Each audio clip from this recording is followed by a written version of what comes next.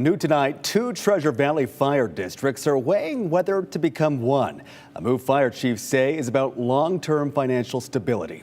KTV's Aspen Shepard joins us live in studio. Aspen, why is this on the table for Nampa and Kuna fire districts? Yeah, John, because a state cap limits how much their budgets can grow.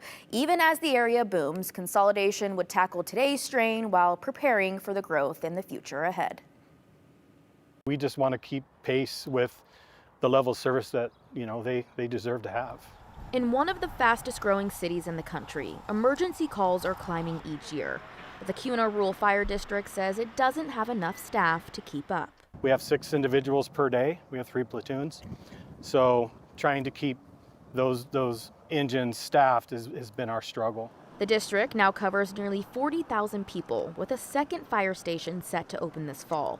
But when calls stack up, Kuna Fire Chief TJ Lawrence says the district leans on its neighbors about 25% of the time. When we have multiple calls coming in at once, we also aren't able to always meet that second and third call, so we rely heavily on Meridian Fire Department of Boise or Nampa. Here's the catch. Fire districts are funded almost entirely by property taxes. State law limits how much a fire district's budget can grow each year. Right now, a fire district's budget can increase by no more than 15%, even if growth exceeds that amount. And 15% of Kuna's small budget isn't enough to keep pace. So new tax money gets left on the table. That's where Nampa comes in.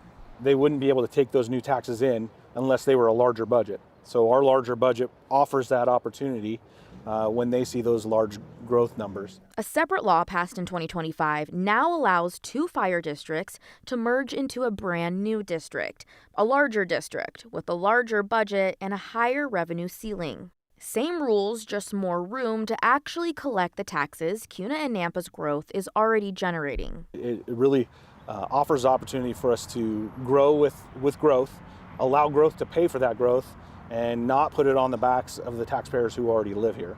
Both chiefs say there are advantages on both sides.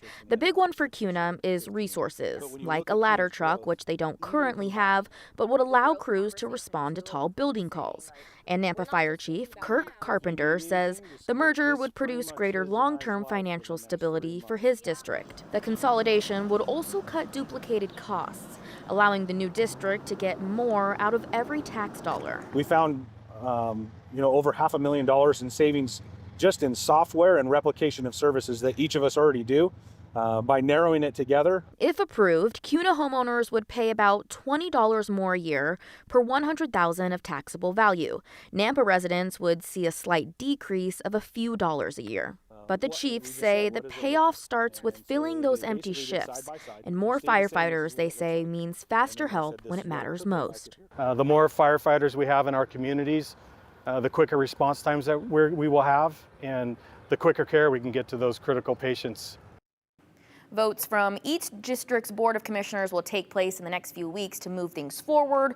We'll have when and where on our website, ktvb.com. But if the board chooses to move forward, community outreach and town halls will take place this summer with opportunity for public comments before a final vote from each board would come later this fall. John, important to note that these 2 districts can consolidate because they're independent fire districts with board directors, not city fire departments run by the city, which have very different laws to follow. So just want to note that there. Yeah, interesting stuff there. I think it's something that a lot of fire districts across Idaho will probably be doing here soon. I think so, yeah. Aspen Shepard live in studio. Aspen, thank you.